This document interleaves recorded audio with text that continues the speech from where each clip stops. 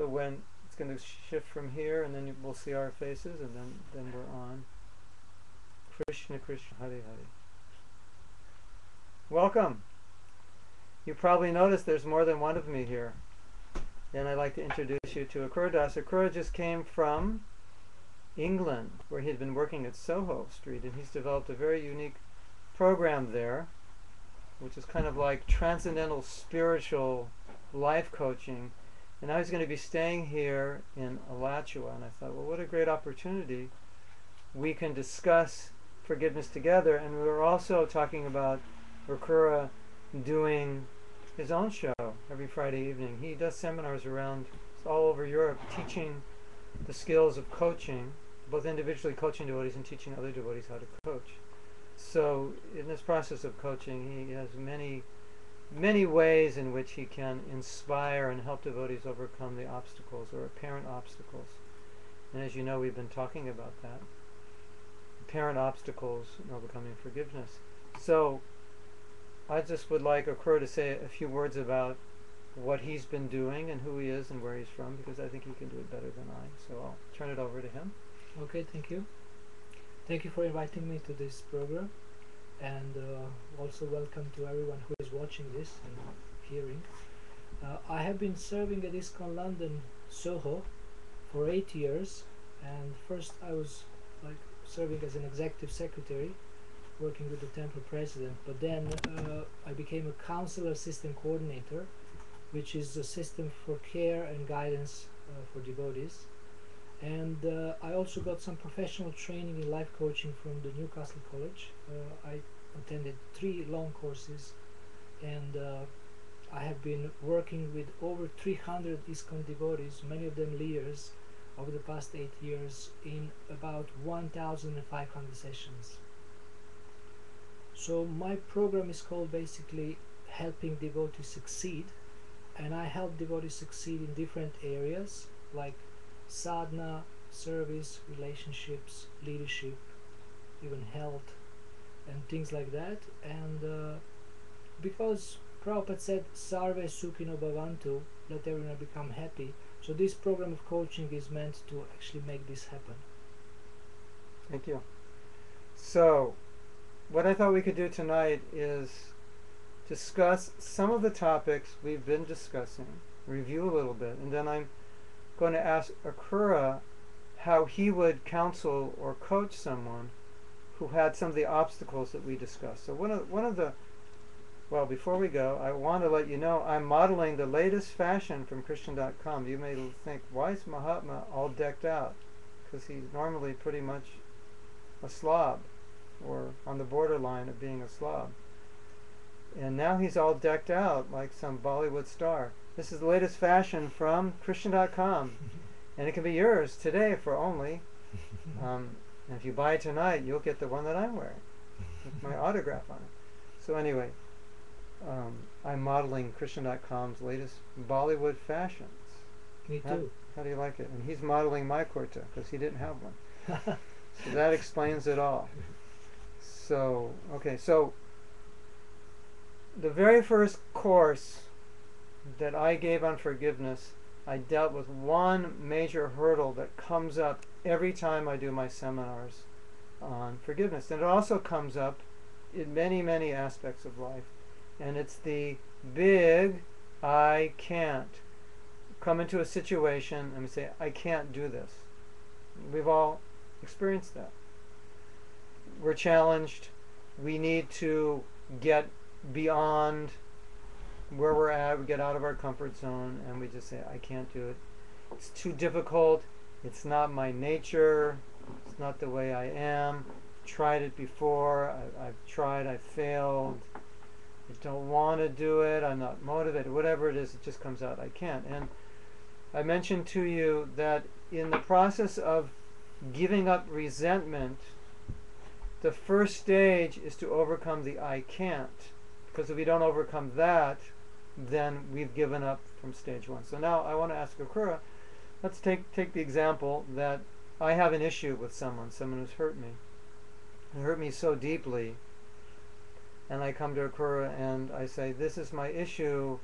and I've tried to forgive, and I just can't. It's not possible. And I give him various reasons why I can't, because of this, that, or that. And so I want to ask Akrura, in general, just like make this a general question, a global question. When somebody comes to you and says, I can't, what's your, specifically we're talking about forgiveness, but like, let's go broadly, just in general, the I can't. How would you deal with that? Well, I would ask you, why do you think you can't? What are the reasons you can't forgive or you can't accomplish anything? And then we will look at these reasons, and then I will ask you to explain a little bit more about each of them, why you can't do this. So while you are talking about this, you will see yourself, you will increase your awareness of the excuses that you give. And I would also ask you, what would you like to have in your life? Would you like to have excuses or results? So usually everyone says, I want results. So then they have to learn how to avoid excuses and look how to achieve results. And regarding forgiveness, it's very, very important to see your situation from the objective point of view and from the spiritual point of view. What do you mean by objective? Well, like a third person, to see what's happening there. So in coaching we also use perceptual positions where you stand away from your situation. Even physically, I would ask you to get up and then look at yourself and at your issues as someone else, and try to be as objective as you can. And like if I give you all these excuses, yes, then you might do something like say, okay, if someone gave all those excuses to you, what would you tell them? Exactly. Yeah. So you get out of your role as Yeah. the abused accused, Yeah. and then pretend as if someone came to you and you had to advise them. Yeah. Also, I ask, what if you would be a world expert on these kind of issues? How would you deal with this? Mm-hmm. And then your perspective, or devotees' perspective, usually changes. They start to think a bit differently. First, they are a bit confused. They say, "What do you mean if I'm a world expert? I'm not a world expert, and I came to you for help." But then I push a little bit and I say, "Well, just try to imagine. Just forget about yourself. Try to imagine you are the world expert on these kind of issues. What would you say?" And very often they come up with very, very good ideas. So, okay, let's go back to the excuse thing. And so you're saying, when somebody's saying I can't, typically that's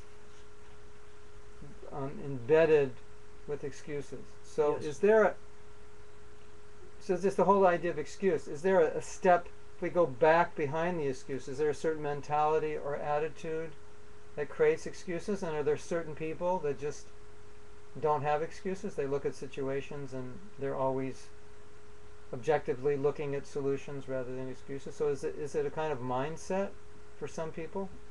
Well, it's a habit of thinking, and in order to be more successful, even in spiritual life, I think we have to change our thinking, change the way we think. So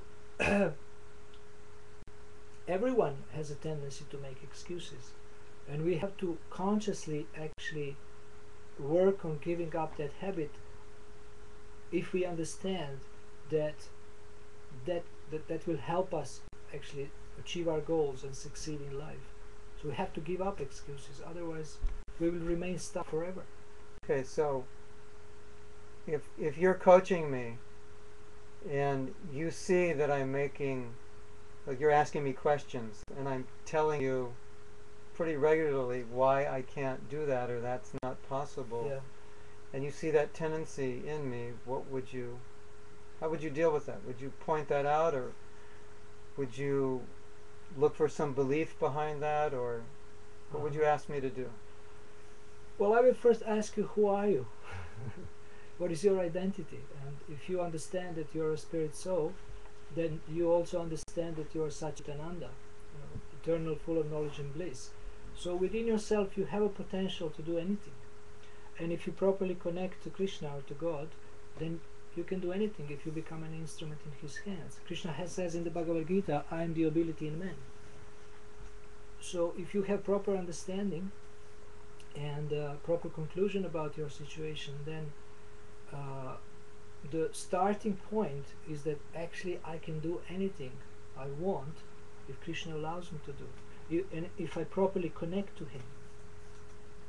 So you're helping them get beyond the what I can do according to my analysis or estimation, what my abilities are or Yeah. aren't, and then look beyond that and go, okay, there's Krishna. Yeah. And so I don't have to limit myself. Yes. Yeah. You can go beyond your conditioning. You can go beyond the modes of nature. And there is quotes in my seminars. I show these quotes to devotees. Where Prabhupada says, "By the mercy of Krishna, anything is possible. By the mercy of a Vaishnava, anything is possible. If you do sacrifice, anything is possible." So, if we want something, then we can achieve it if Krishna allows us. But we have to give up these ways of thinking that really prevent us from doing this. And making excuses is just one of these limiting ways of thinking. So is there a point where I can't is realistic? Like maybe I can do these three things, but I come to this and I say I can't, and will you sometimes objectively say, yes, that's true, don't try for that, that will be too much? Or will you say you can always go further than you think you can, even the I can't, maybe you can't fly to the moon, but you can get halfway there? You can always make a first step. Maybe you can't forgive someone, but you can dream of forgiving them. You can think about how it would look like, what it would do to you. Would this please Krishna? And how this will free you from all the anxiety and all the resentment that you are holding within your heart. So there, if you It's a think, possibility. There's always yeah, the possibility. Maybe I can't do it today, but be Yeah. open to the possibility. yeah, that will be open to the possibility. Yeah. So maybe the event is too close, so you need some time. And if you chant, then you know the mind will get purified and the heart will get purified, and you will get the spiritual strength to forgive anyone and to tolerate anything and to be as great saints were dealing with problems and with harassments from other people.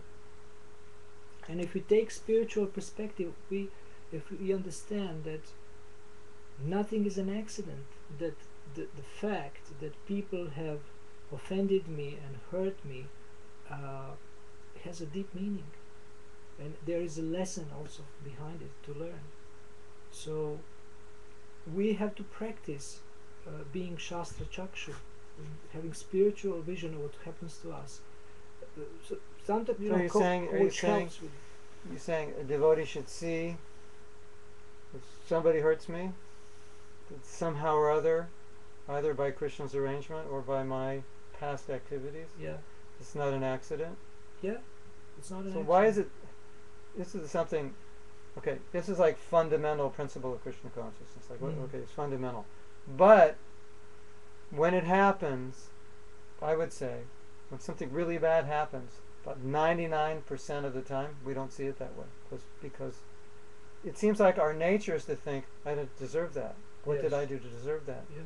And it's so interesting that something which is so ingrained in both us and our philosophy, so fundamental in our philosophy and so ingrained in our consciousness, it's like you think when something bad happens to us, you'd think, well, that's the first thing we would think of. That would be the first, oh, I deserve this.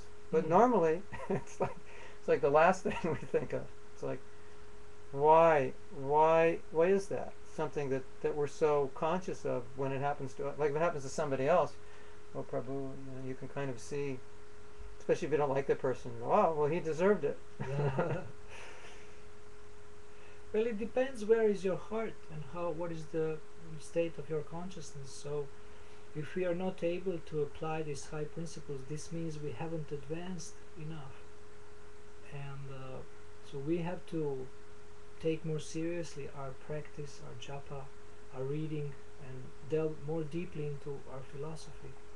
I just attended in New Vrindavan, a festival of inspiration. I attended a presentation by Mother Archana Siddhi and her husband Karnamrita Prabhu, and it was called Finding Gems in Misfortune.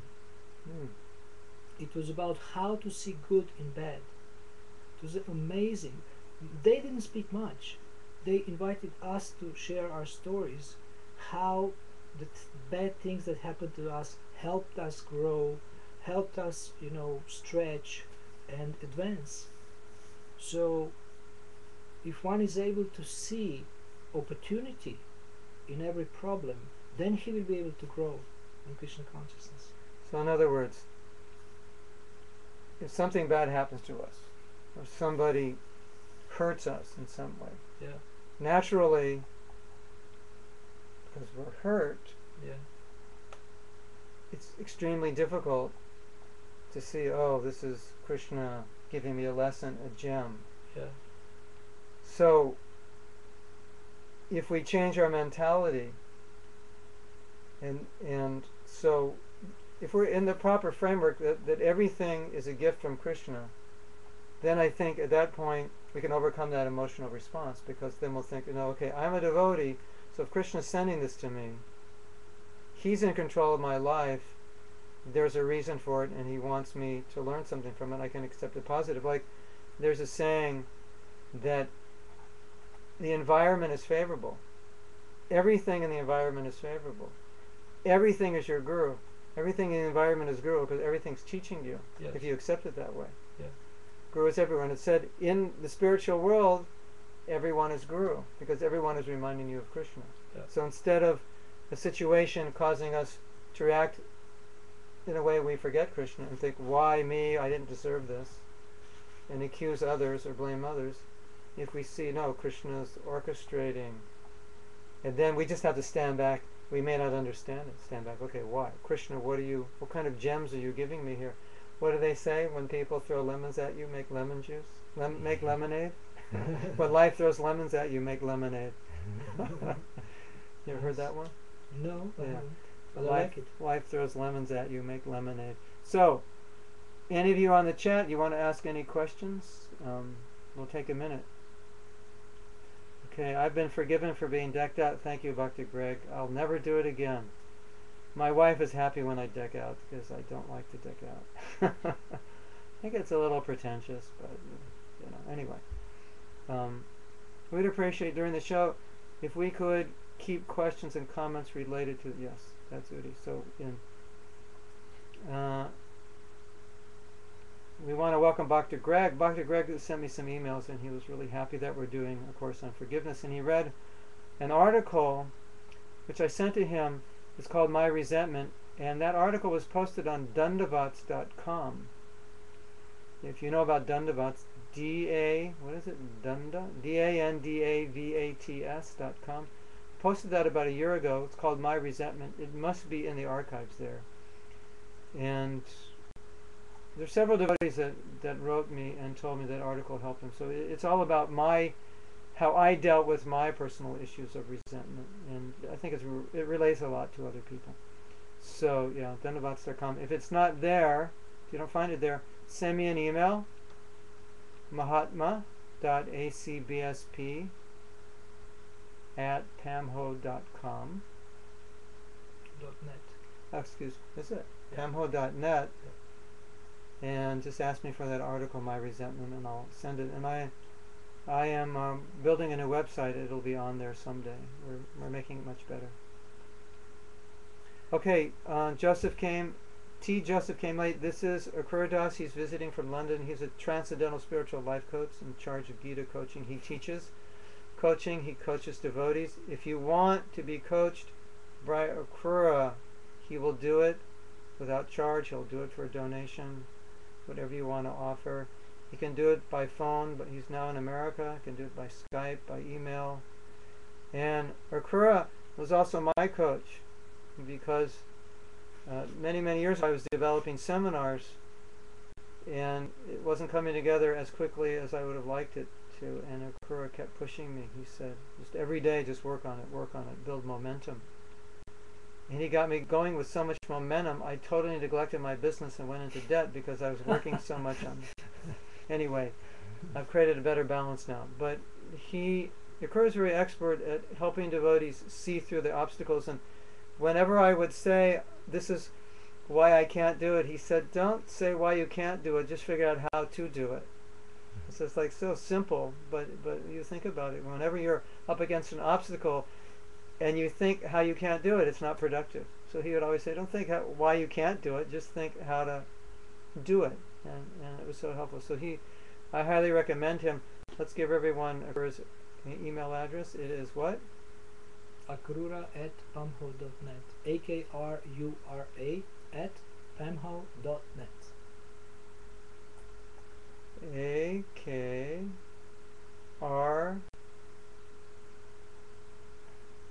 URA. Yeah, so feel free to email Akrura and set up, if you like, you can set up coaching sessions. It's amazing what happens in coaching, because there's accountability to another person. He's going to ask you to do certain things each week, and he's going to meet you the next week and ask you, did you do them? And if you didn't, you're going to have to face this guy. You're going to be able to face him and not do it? I don't think so. He's going to say, what excuse? Why? Well, I help people be accountable to their own goals. Yeah. Not to me. Yeah. He's just helping you achieve what you want to achieve, that you're procrastinating on, or you're feeling kind of help. You ever feel like helpless? I don't know how to do this. So he'll help you. He'll help you come up with your own answers. In my company, which is called Touchstone Training, my motto is, I have questions, you have answers. So that's the coaching. In America we have Radio Shack, and if you call Radio Shack, they'll answer the phone, at least they used to, and they say, you've got questions, we've got answers. Hello, Radio Shack. You've got questions, we've got answers. So in my company, it's, hello, I've got questions, you've got answers. So, the typical scenarios, you ask the guru questions. But also sometimes you can reverse that, and the guru will ask you questions, because it will activate the Dadami Buddha Yogamtam, the guru within you, to go deeper. Okay, so I want to ask Akrura another question. Another thing that we've been talking about a lot, which is fundamental to the forgiveness or giving up resentment, which is also fundamental to so many things in our life, achievements we want to attain, and success, our spiritual success, is this whole idea of choice. And a lot of times it seems like we're up against a wall and we don't have a choice. It's like, I have to do this, there is no choice. And I know many, many people, when they're hurt, they feel they can't forgive. There's not even a question of choosing to forgive. It's beyond, let's say something very, very terrible happened to you, or some person, a very evil person, treated you in an inhumane way, treated you like a non-entity, and then you feel, there's no way possible I can forgive this person, I have no choice. And I had mentioned that I had read a book on forgiveness called, I think it was called Total Forgiveness, by a pastor. And right in the foreword he said, forgiveness is a choice. And when I read that, I didn't believe it. I said, it's not a choice. With some people, it's just, you can't. So how would you deal with that? If somebody comes to you and says, it's not a choice, I can't, it's just, I have no choice in the matter. I usually mention this quote that I've heard in some training seminars. Between stimulus and response, there is a space. And in that space lies our freedom to choose our response, and lie our happiness and growth. So you can always choose how you respond to any situation. So if you would tell me, well, I have no choice, I have to respond like this, I would ask you, is this the best the way you can respond? And also, what would be the consequences of this response or this choice? Let's go through the consequences. If you don't forgive this person, how would you feel? How would that person feel? What would be your relationship? What would be your relationship with others? Because you will feel in a certain way. And let's look at all the consequences, because you're choosing to respond in a certain way, and this will bring a lot of consequences. Does it pay off? Very nice. We can always, so what you're saying is, no matter how difficult the choices are, yeah, you can always respond in a better way. I can tell you a story. And in order to make better choices, very powerful tool is powerful questions. You can ask yourself disempowering questions like, for example, why me? Or why him? Or why he has done this to me? Or you can ask, how should I deal with this intelligently? Or what Krishna wants me to do in this situation? Or where is Krishna in this whole problem? Let me discover Krishna. Let me become curious. Let me see what lesson is there. These kind of questions will help. So there was a guy who was actually Nazis in the Second World War. They came to his house, killed his whole family in front of his eyes, and took him to a concentration camp so that he would be working hard. They would do experiments on his body and ultimately probably kill him. So he was very different than any other prisoners. He was always asking, how can I escape? And he started to talk to these prisoners and try to find some like friends and mates and people who will join him so that they can escape together. And most of them, almost all of them, they just told, you're just torturing your mind, it's impossible, just forget about it, shut up. And he wouldn't stop asking himself this simple, powerful question, how can I escape? And one day he got an idea. He saw this truck with corpses and he got an idea that maybe I just take off my clothes and mix with the corpses and see what happens. Because these trucks, they would unload these corpses outside of the fence. So he was thinking, maybe that's a chance for me to escape. This is exactly what happened. The truck went like for a 15-minute drive outside of the fence of the concentration camp and unloaded. Of course, it was unpleasant being with all these corpses. Some of them already started to decompose. They were stinking, but he thought maybe it's worth it to try. And he was very quiet. He wouldn't move. He was waiting until he couldn't hear even a very, very little sound of the truck, and then he got up and ran to freedom, 25 miles to make it. So these questions saved his life. So if we learn to ask the right questions and powerful questions, then we can do anything, and we can overcome any problem and any situation. Very nice. Empowering questions or disempowering questions. In the Bhagavatam, that famous verse, Tatenu Kampam Sushi Bhikshamano, and in the Prabhupada quotes this verse a lot, and this verse is about how when a devotee suffers, he thinks it's Krishna's mercy. And the devotee thinks, it's amazing. I may not think this way. We may not think this way yet. But a devotee, he thinks, whatever is happening to me, I must deserve worse. I'm only getting a token by Krishna's mercy. That's the way at least a pure devotee thinks. And so often we think, why me? What did I do to deserve this? And as Akura is saying, it's a disempowering question, and disempowering questions are kind of like putting yourself against a wall and you can't move because you're asking the wrong question. Every time you ask a disempowering question, it's like going against the wall here, and that you can't go anywhere. An empowering question is, how can I move forward? So disempowering questions kind of frees us up. So that's important. So, all right. Okay. T. Joseph. I just want to say something. Oh, yeah, go ahead. I want to say that the person who benefits the most from forgiving is the one who forgives. Definitely. It's a purely selfish act. Even if you don't like the other person and you don't want to know anything about them, but because it's the law of God, if you forgive, then you're free to move on. Then we have to follow this. And it's a purely selfish act. I want to tell you a story. I've seen this many, many times in my seminars, and especially when people have issues with their parents or authorities. So those are like usually the parental issues or issues with higher authorities. In cases where people have been abused by them verbally, emotionally, physically, that is the most traumatic. And I have seen again and again in the seminars when people finally let go, their whole face lightens up. And they'll say, I just feel like a heavy burden has been lifted. And it's really interesting how negative emotions are like weights.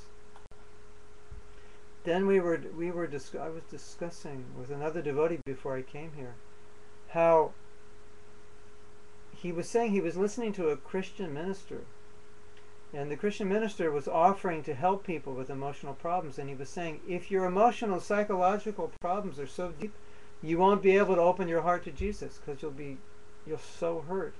So we were talking about that last week, how we have to give up the negative to allow the positive to come in. So being able to release these heavy burdens allows our hearts to open to Krishna consciousness. And I had that experience. In that article, I explained my experience. My experience was kind of the once burnt, twice shy, because I was burnt. It was kind of holding me back from bhakti, because I gave myself and then I was hurt. And I thought, well, I don't know if I want to do this again. When I gave up my resentment, it had freed myself to more freely give. I was no longer afraid of giving. So it was really a stumbling block in many ways. It was like amazing. It really freed up tons of energy. It also takes energy to hold on to resentment. It actually takes energy. We're holding on. So a lot of energy being wasted holding on to it that could be used for Krishna service. Now, let's see what's going on here on the chat. I think we have to go up a little bit. No? Go. Beauty, you can go up a little bit. Okay, we want to see what you guys have been talking about. Up a little more? No. Make us down, huh? Okay, I got it. In one class you were talking about chanting, and that when chanting we are begging God for His service and to cleanse us from all illusion. So then everything that is coming, good or bad, is for our benefit. Yes. That's the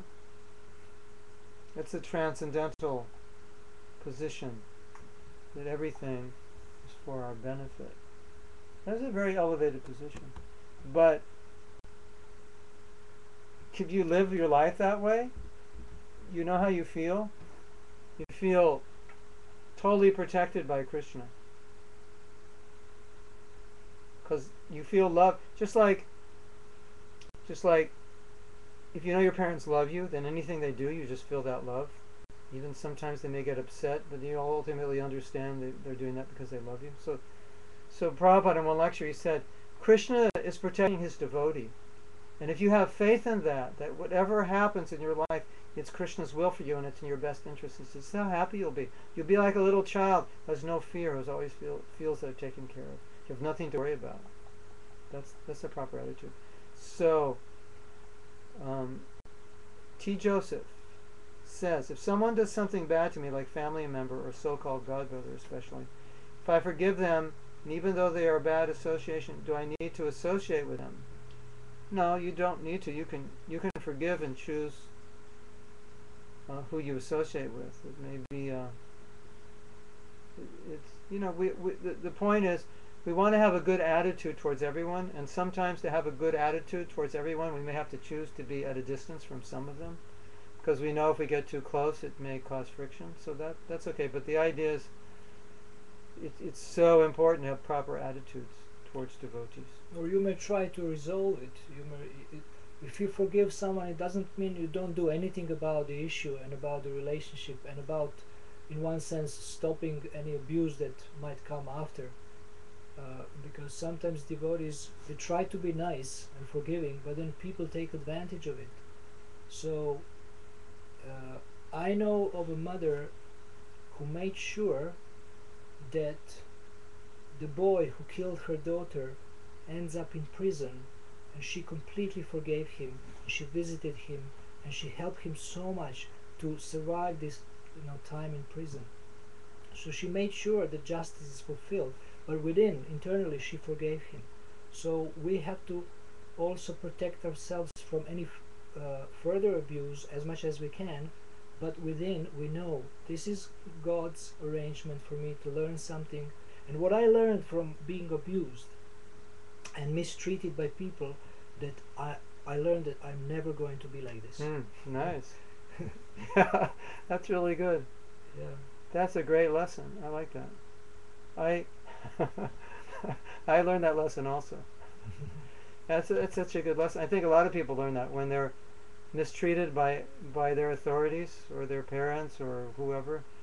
They think that way. Yeah. Um, I want to say one thing, that if you don't forgive, you remain stuck in the material energy and material consciousness. If you forgive, you create a platform for being elevated to the spiritual platform, so our foundation. So it really connects us when we are able, when we do this stretch to forgive and know that it pleases God, then we are more close to Krishna actually. Do you think so? Yeah. Another thing which is important, we've been talking about the concept of practice.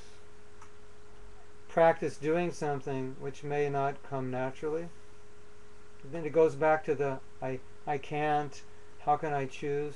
Okay, we can make a choice to practice something.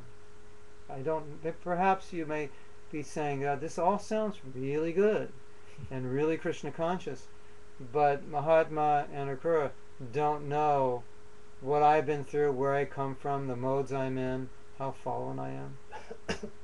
So when you're dealing on that level, you simply have to embrace the concept of practice. Because it may sound like, well, what we're talking about is open your heart, purify it, be magnanimous, be a saint, be transcendental, which is, in a sense, we're talking about that, but there's another sense in which we're talking about is the practice. Okay, you don't feel like forgiving, you're not a sadhu, you come from the wrong side of the city, your background is not so nice, your family never forgave, your friends never, you don't come from that environment, you come, whatever it may be.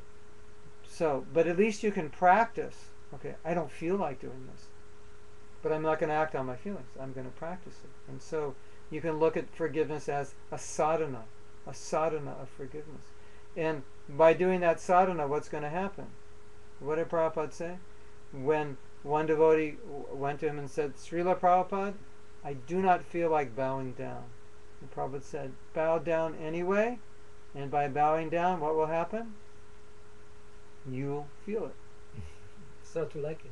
Yeah, it becomes natural. So, so let's read on.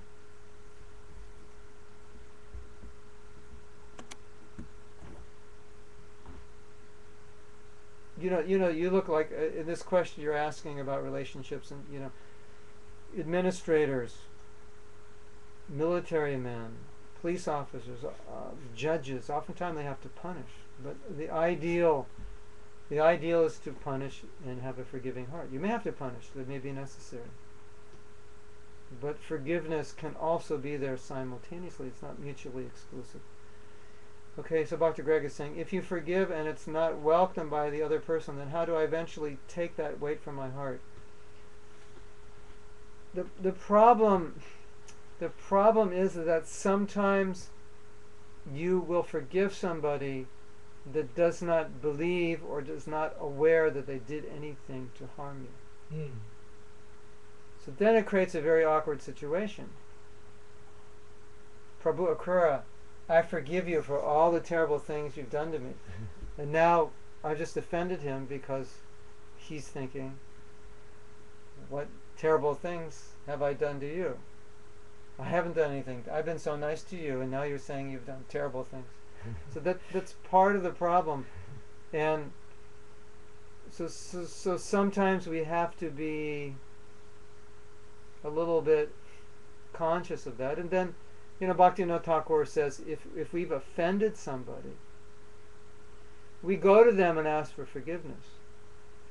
It's different if we think someone has offended us. So sometimes we may want to forgive them in awareness. They may have no idea that they've offended us, and therefore we may not want to risk letting them know that they're forgiven. We just may want to forgive them and have a positive attitude towards them, and then determine what kind of relationship we want to have. Birds of a feather flock together. Naturally, with some people, it will be beneficial to have closer relationships. With others, it will be more beneficial to have more distant relationships. But as you're saying, the whole idea is the attitude has to be proper. What's the Vaishnava attitude? I was just reading about Jayananda. Many of you have heard of Jayananda. And Jayananda, we celebrated his disappearance day. Srila Prabhupada asked us to celebrate his disappearance day. He said he was a pure devotee. And one of the interesting things about Jayananda is that anyone who knew him will tell you that they never heard him ever say anything bad about a devotee. Wow. And they said even when that devotee was bad, he didn't say anything bad. He would always find something good about the devotee. So, yes, it's true, we all have faults. And what does Krishna say in the Gita? Even he performs the most abominable action,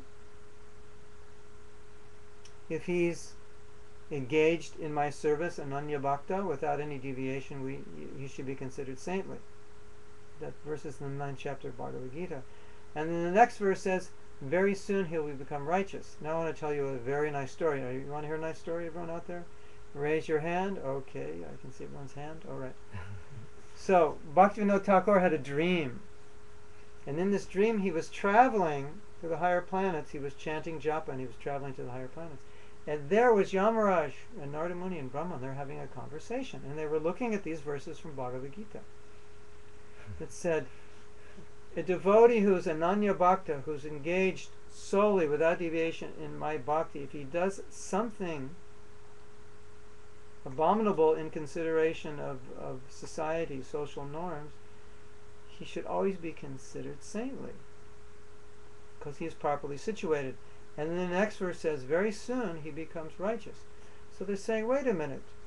Here it is said in this verse, sadhu eva samantavya. You should consider him a sadhu, a saintly person. And then the next verse it says, very soon he becomes righteous, dharmatma. He performs dharmic activity. And they're asking, but wait a minute, if he's a sadhu, how could he then later on very soon become righteous? He's already righteous.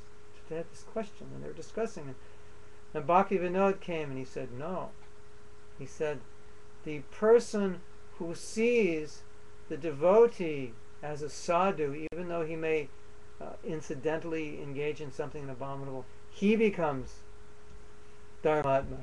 By seeing that way, he becomes dharmatma, religious. So we have to. So we are being told in that verse how we should see others, and so that was the quality of Jayananda. Okay, this person has done so many bad things. Has he done anything good? Let's see. Srila Bhaktisiddhanta also would do that. When somebody would complain, then he would say, well, has he done anything good? Have you been speaking about, in your sessions on forgiveness, about not taking offense, or if someone hurts you, not taking it personally? Only briefly, not as an entire topic. So if we choose to understand that this person has hurt me because of my karma, then we don't take it personally, because if it was to happen according to my karma, it will happen either through him or through you or through someone else. So it will help a lot to actually forgive and to let go of what happened by not taking it personally. Seeing that person just as the deliverer, the postal. Yes. It could have been him or somebody else. Yeah. We talked about it a little bit, but I was taking it from a different point of view. That although this is a wonderful point also, I was taking it from the point of view that sometimes a person is upset. Like when a person is upset, then whoever gets in front of them, they're going to be upset with. And so sometimes we take compassion on the person and think, well, this person is just in a difficult situation, and I happen to be in the line of fire, so I got fired at. But it also may be that I got fired at because it was my time to get fired at. Yeah, exactly. So there is no accident, there is no partiality, we get what we deserve. It's very hard to swallow. Yeah. If we go back to that point of, well, Krishna loves me, So he's giving this to me for a reason. A lot of times I see devotees go through situations, they're very, very upset. They're very frustrated, and then for a time they kind of go out of character. Like they're normally very saintly, and they're so upset they go out of character, and they're complaining, they're pointing fingers, and then oftentimes 6 months, a year later, they'll tell me this was I'm so much happier now that this happened, because by this happening I was extricated from a particular situation. Wow. And I'm so much better off now. And you know how sometimes you're in a situation and you just can't see how to get out of it, and then something traumatic happens, and it's the only way you'll get out of it, and you kind of like force Krishna to do that to you because you wouldn't do it on your own, but you don't always see it when it happens, and then later on you see, well, it was the best thing. I never would have got out of this situation. Simple blessing in disguise. Yeah. So these mindsets can help a lot. Okay, so Joseph is asking, what do you mean punish? Can you explain more? In relation, what were we talking about? Punish in relation to what? You said that kshatriyas, judges. Oh yeah, punish. Yeah, let's say it's your duty to. Okay, this person has been found guilty, and so he has to be sentenced. So that sense of punishment, or even as a parent may have to punish a child, but they don't have resentment when they're punishing.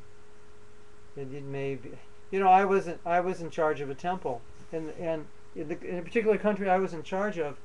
It so happened that if the culture was such that if you tried to rectify someone for doing something wrong and you did it very gently, very sympathetically, very kindly, never worked. That's my general nature. That works on Americans. Please don't do that again. I understand why you did this, but it's going to hurt people and it's upsetting others when you do it. And we really need you to do it this way and not do it that way. That generally works better in America. In this country, that never worked. If I wanted to help a person rectify a mistake, I would have to be extremely heavy. I would have to give them alternatives. What do they call that in parenting? Options? Not options. It's like a punishment. If you don't do this, I can't think of the word. Somebody out there, what's the word? Rewards, punishments. Yeah, there's another word. Anyway, it's maybe not the best parenting technique, but in this country, it was like, if you don't, I'd have to say, no, well, it wasn't Bengal, but it was Indians. So I'd have to say, if you don't do this, a consequence. That's what I was looking for. The consequences had to be very heavy, and I could no longer be nice to them. I would say, so and so, one more time, this is the consequence, and very heavy consequence.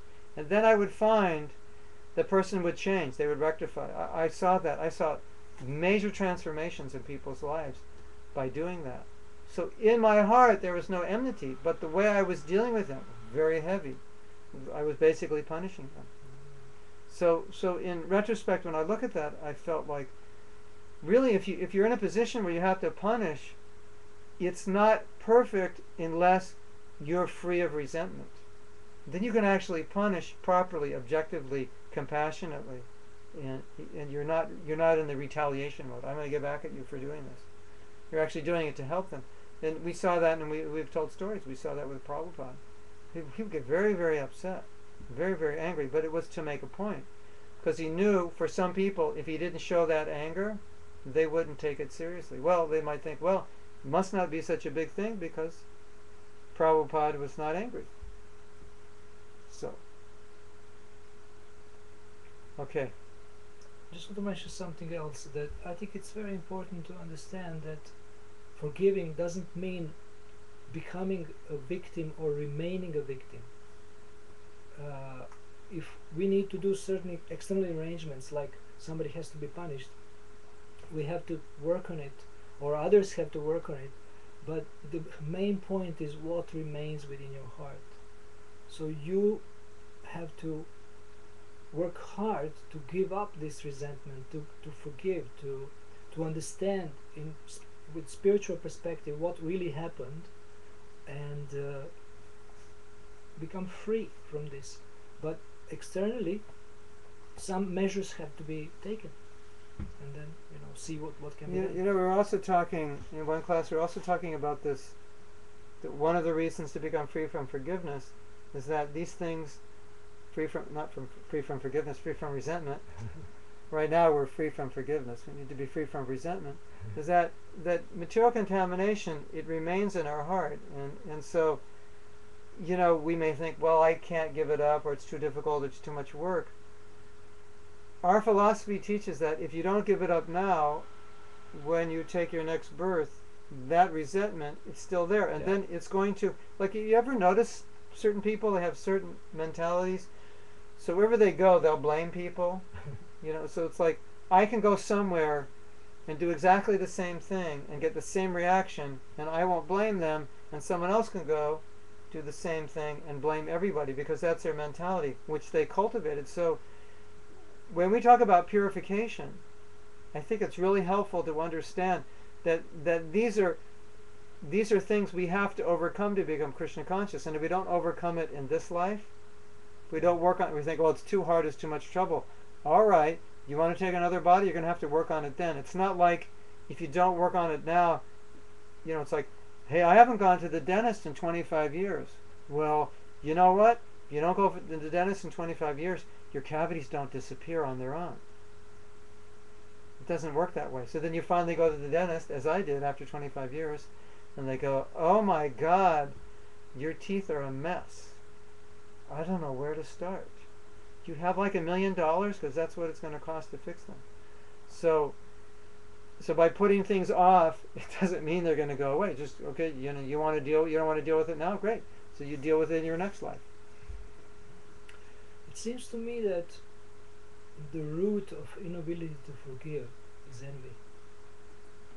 If we are envious of other human beings, then we can't forgive them. Yeah. Exactly, because envy is a means of punishment, and resentment is how we punish. We don't. Envy means we can't tolerate to see that person happy, in a better position than ours. So we hold on to our resentment as an apparent means to. It just, when there's resentment, the concept that that person is happy, or the concept, what's even worse, is that other people appreciate that person. Yeah. That's like, this person has done this to me, and now I'm hearing that other people appreciate this person. I can't tolerate it. But to come to the point of being able to somehow appreciate a person who's hurt you, I mean, just understand it. That's like it's an incredible stage of consciousness to come to. Srila Prabhupada said that you have to have a lot of money in order to buy jewels. So pure Krishna consciousness is like a jewel, and price that Krishna wants us to pay is also manifested through this challenge to forgive. Because Krishna prema is not cheap. So we have to really understand that I will have to stretch a lot in this life, my mind, my heart, my intelligence, so that I can really achieve this highest level. So it's not cheap, and forgiveness, challenge to forgive, is a part of paying the price to attain pure Krishna consciousness. Well, you know what I like to think, when we're dealing with these situations, I kind of like to think, okay, here's this person, and this person is doing all kinds of things to disturb me. Try to visualize Krishna's behind the person. And Krishna's directing this person to you, and then Krishna's standing there and going, okay, Mahatma, what are you going to do now? Yeah. How are you going to react to this stimulus? Yeah, Krishna's looking at it and going, okay, here's the test, and seeing that Krishna, or I kind of see it like baseball, It's just, okay, Krishna has thrown this at me, and he wants to see what I'm going to do with it. Yeah. And if we can think that way, it kind of nullifies the emotional response, and it takes it to another level. Okay, this is not about emotional response about getting back. This is about my spiritual life. This is about a challenge that Krishna wants me to deal with. He's thrown the ball in my court, and he's looking and saying, okay, And every time, I always feel, when Krishna sends these challenges to me, I always feel like, okay, if I pass this one, Krishna's going to go. He's going to go, that was really good. I'm gonna throw some mercy at you. I Some would feel, more. but I feel even more than that. I feel like if I don't pass it, he's going to take mercy away. He's just going to like, okay, you are so bad. Why should I give you mercy?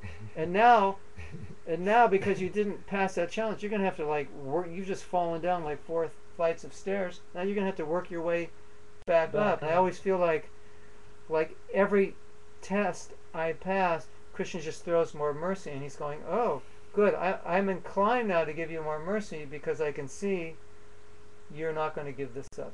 I was just reading Radhanath Swami's. Many of you have heard. What's the book called? My Journey Home. And it was very interesting in his journey to come to Krishna consciousness. He made vows to follow all the regulative principles just because of experiences in his life. And then after he made those vows, he was challenged in each one of those vows. He was in situations where he was confronted with them. And he always thought, he said, I can't do this. I've made that vow. So, and he really saw it in terms of his relationship with Krishna. So when these challenges come, if we see them in terms of, okay, Krishna's giving me an opportunity to become closer to him by putting this in front of me. You know, and then if we can be conscious of that, it's much easier to deal with it, because then it's like, okay, Krishna, I know you're watching and you want me to act in this way. And then we think, okay, I have to do this. There'll be more mercy there, and there'll be more strength to deal with other challenges. Would be nice to hear from our spectators and listeners that to give us some feedback and to send us some examples and stories of whether they were able to apply these principles and whether they work, so that we can see if these things that we are trying to teach, they work. Okay, so why don't you, any of you who would like, send me your story or how you're applying these principles. Greg already did, and then we can read some of them.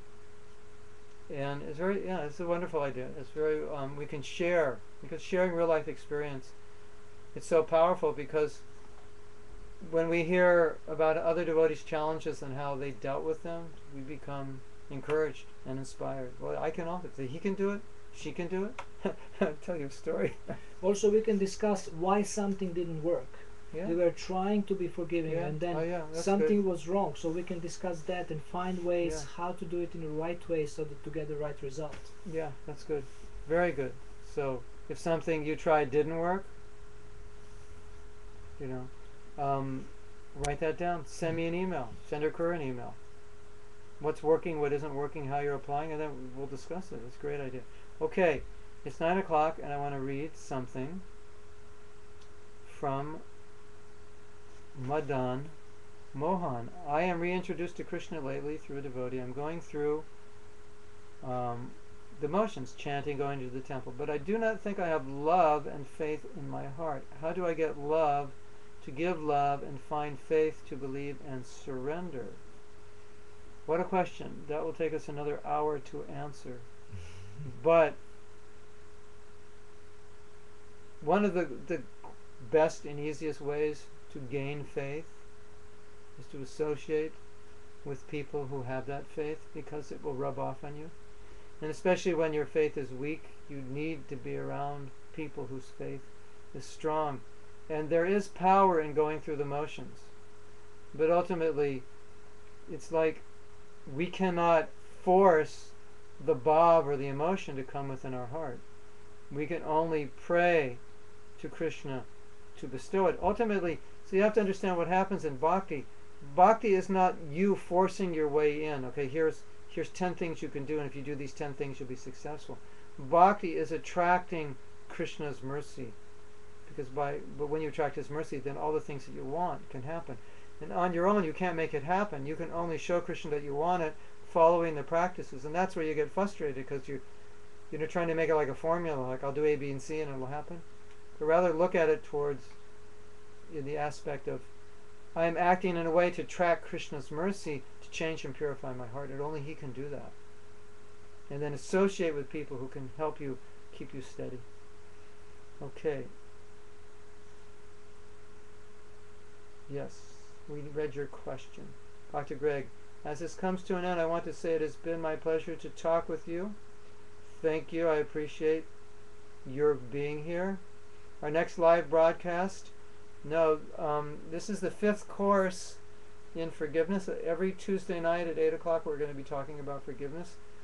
If you go on Krishna.com, you will see, I don't know how many of the courses are up there yet, but this is, I believe now, this is the 6th. So there are 5. I'm working on a website and I record the audio. So shortly we'll have all the audio up. You can get it each week. But on Krishna.com these courses will be going up. I gave 10 weeks on vows and maybe 30 weeks on japa. And all those courses are on there. And then you can write to myself or Akura personally if you want further guidance. So there are courses on Krishna.com every evening. But this course on forgiveness is every Tuesday at 8 o'clock. Madanhan, do you recommend a course for me? I think, one of the processes of developing faith is hearing. So you can go to every course and hear, because something that you hear from some particular devotee is going to awaken your faith, and I don't know which course it is. But oftentimes it's a certain person that's on your wavelength. So I recommend you hear as much as possible. Associate as much as possible, and just keep yourself in the Krishna conscious fire. Anything you want to say before we leave? You can listen to your intuition to choose the course, something you're naturally attracted to, and then check it out. Very good advice. Yeah, and I would like to say that if anyone would like to have like a trial coaching session with me, I will be here until August, so please feel free to contact me on my email, and we will arrange a session either face-to-face or on the phone or on the Skype, and in this way I can try to serve you. Yeah, and Akuras can do this all over the world via Skype, or if you have inexpensive